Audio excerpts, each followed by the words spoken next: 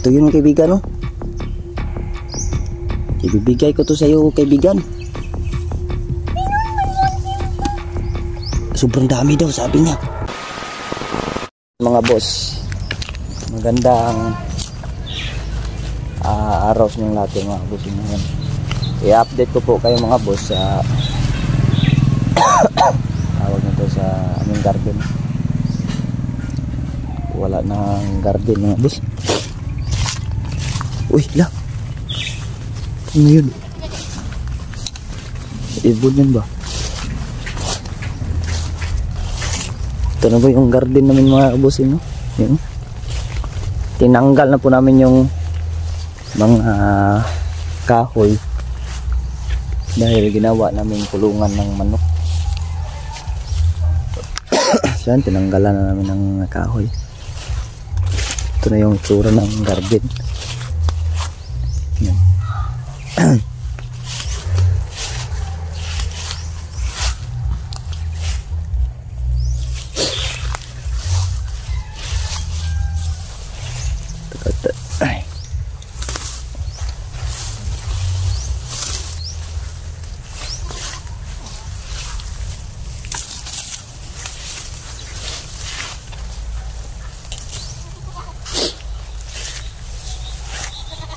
Ito na po yung garden namin mga boss. Yan. Wala na, no?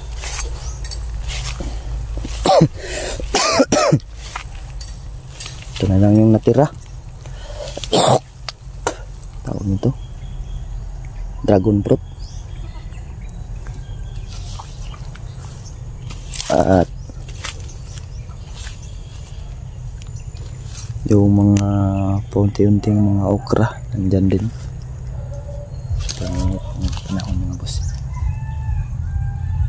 Tagal na rin kasi hindi na nagpunta si Hazel po. Eh, wala siyang paramdam. Yan po yung batang kapre. Diyan po yung bahay ng batang kapre. Sobrang init ng panahon mga boss. Yan po yung mga batang kapre dyan. Ula!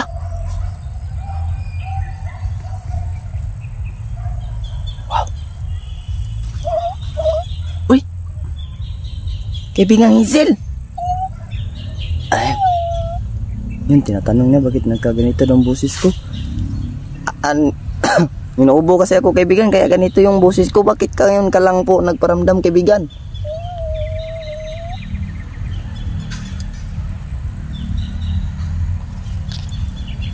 Pahinga daw siya mga boss.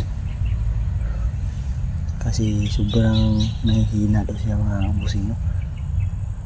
Salamat naman kaibigan at nakapunta ka ulit dito. Ayan.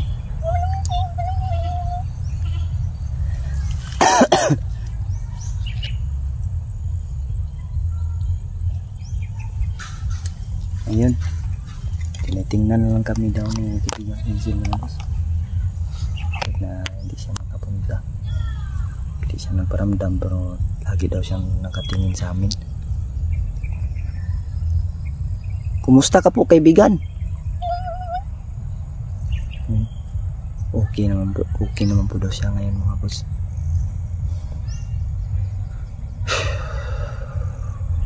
Si Lolo ang Hilo kaibigan, kumusta? Yan, okay naman po daw si Lolo ang Hilo daw mga boss.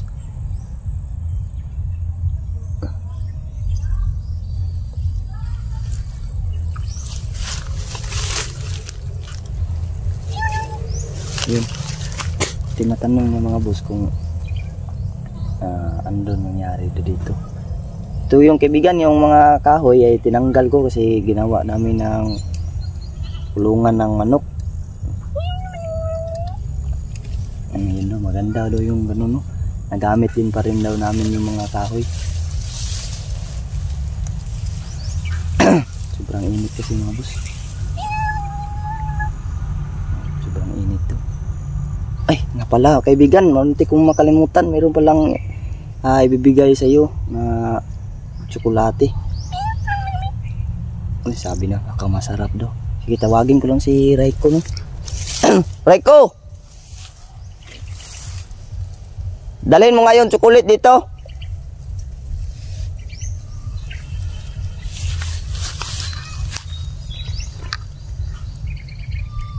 Asan na Raiko? Tagal naman na Raiko. Kaibigan, saglit lang kaibigan ha. Ayan, okay lang daw, walang problema. So yun si Raiko.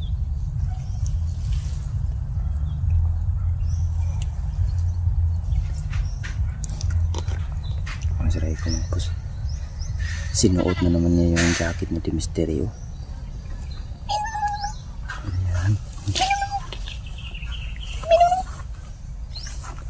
Sabi niya dukulin ko daw. Ayaw lang kaibigan eh. Okay na, may kausap ako ito. Ikaw pwede ka nang umalis dun. Di ka ba maghilo ka Hazel? Hello Hazel. Alis na daw.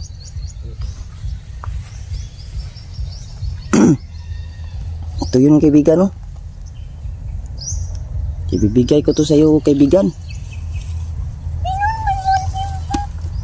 Sobrang dami daw sabi niya. Kaso nakuhaan na to kaibigan. Okay lang daw mga boss, wala daw problema mga boss.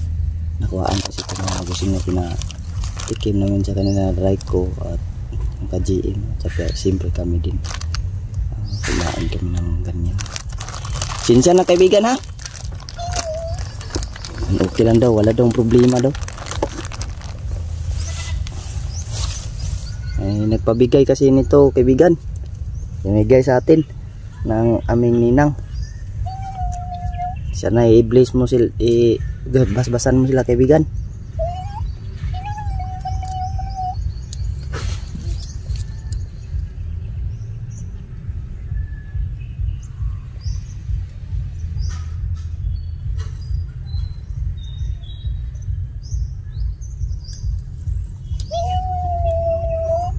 Ayan, nagtanong si Hazel mga boss, sino ba daw yun ba daw yung nagpapabasbas ka di Mystery? Oo, yun yung nagbigay nito kaibigan. Ayan, so binasbasan na po daw yung tindahan.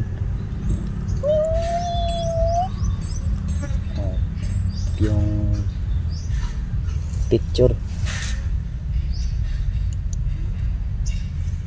yung picture daw ay nandun daw sa kaharian, kaya nabasbasan na po yun daw, yun yung pinabasbasan ni Mystery. Dinala. Oo kaibigan, siya yung ninang namin na nagbigay ng mga tsokolate. Salamat sa kanya kaibigan. At siyempre malalata na to kaibigan. Kunin mo na to kaibigan Hazel. Dito ka lang ilagay. Sige.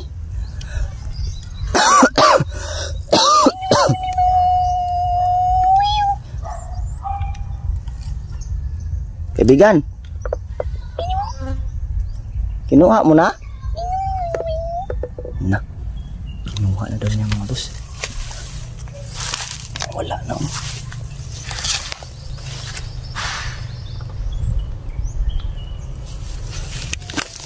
Sobrang init na kasi dito mga boss niya. Pwede ba lumipat tayo doon sa Batang Kapre kaibigan? Pwede ba? Kasi sobrang init kasi masyado dyan kaibigan. Ang init ng ulo ko.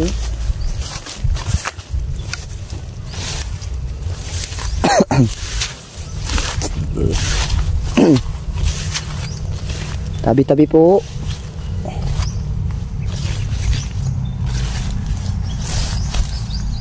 Wala yung kaibigan natin dito, no?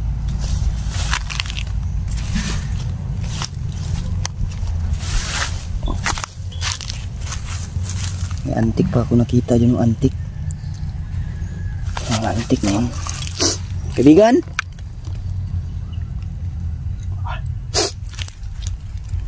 Sinsya na kaibigan ha?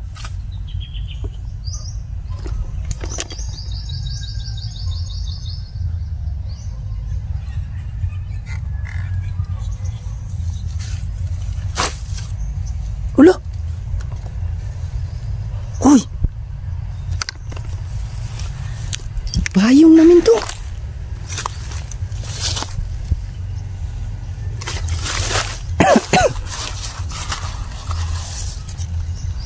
Salamat kaibigan. Kinuha mo to sa bahay? Ala. Kinuha din na sa bahay mga boss. Payong namin to. Hello. Ito talaga sa kaibigang Hazel. Ngayon lang ako kinuhaan ng payong mga boss na tumutulo na yung mga singot natin. Pasensya na daw nasabi ng kaibigan Hazel. Salamat nito kaibigan. Gagamitin ko naman to sa pag-uwi ko kaibigan. Sobrang init at dito ay malamig naman ito sa banda ng bahay ng Batang Kapre.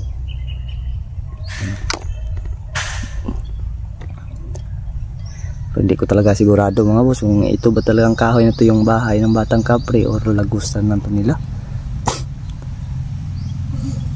Parang may nawala dyan no? Parang may tumibas yun saka nga pala kaibigan, yung mga tsokolate na yan ay paghati-hatian nyo na lang yan kaibigan yan, wala nang problema mga boss. Salamat daw no, salamat yan, napasalamat sila sa atin at sa nagbigay din ninang namin. Salamat po sa iyo mami ninang.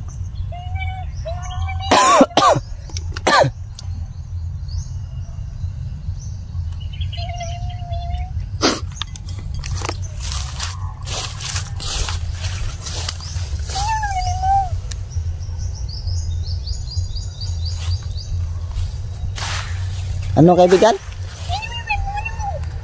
Asan yung asawa ko? Nandun sa bahay, nagluluto yun sila ng uulamin. Sabi niya, hindi daw niya nakita nung pagkuha niya nito. Baka siguro nag-CR yun. Saan mo ba to kinuha banda? Doon sa motorsiklo? Baka nandun siguro sa loob ng kwarto si Dimisterio kaya nag-CR. Sabi niya, hindi na siya sasama dito. So nagluluto doon siya ng ulamin namin ngayong tanghali. 11:11 na kasi yung time. Swerte itong ganitong oras. 11:11. Anong ibig sabihin yan? Baka meron tayong achievement na makakamit siguro na.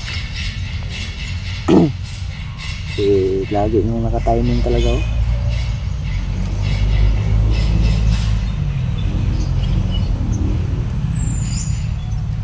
Kaibigan?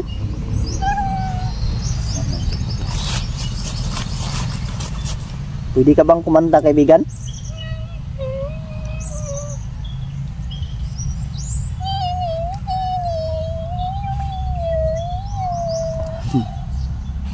Na-miss ka namin kaibigang Hazel. Sobrang tagal mong hindi lang nagparamdam sa amin. Ayan, nami-miss din po daw niya kami mga boss. Pero kahit na hindi daw siya nagparamdam ay nakatingin pa rin po daw siya sa amin. Paminsan-minsan daw. Siguro tinitingnan din siguro niya kami. Hindi namin siya nakikita mga boss.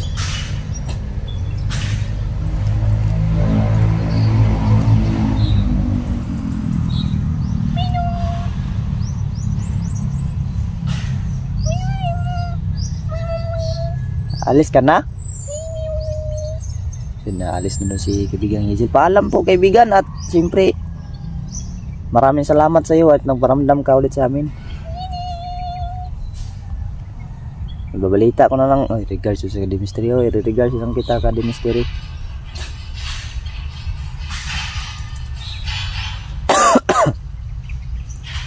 Total makapunta ka naman sa bahay.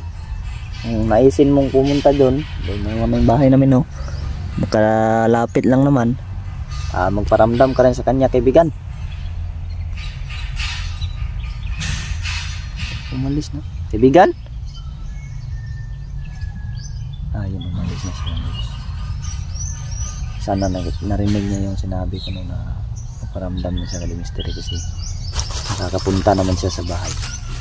Kinuha nga niya itong payong.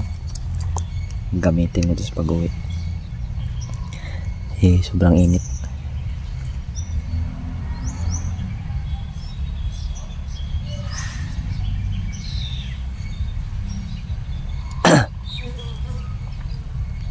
Parang nagbablog yung ala.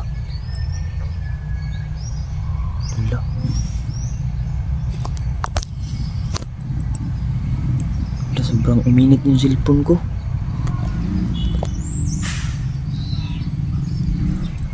Ano nag-vlog? Hindi na. Luminaw na. So yung mga boss, di ko na to patatagalin tong vlog na to mga boss. Ako uuwi na po, no? At maraming salamat po sa walang sawang po suporta nyo sa amin. At pasensya na rin mga boss kung medyo hindi na po tayo gaano nakaka-upload ng video dahil medyo busy na po ako ngayon, no? At kahit na ganun ay pasalamat pa rin ako na nandiyan kayo palagi nanonood sa amin. At yung mga ka-team ko rin ganun din po, medyo busy din po sila, meron po silang mga work o trabaho. pero hindi sa ganun na wala na yung team Katakot. Nandito pa rin kami mga boss. Suporta pa rin kami sa isa't isa. Sana suportahan nyo pa rin yung mga kasamahan ko, mga kabusing, no? So ayun mga boss, dito na tong vlog na to. At maraming salamat sa inyong panonood. And God bless yung lahat. And peace out.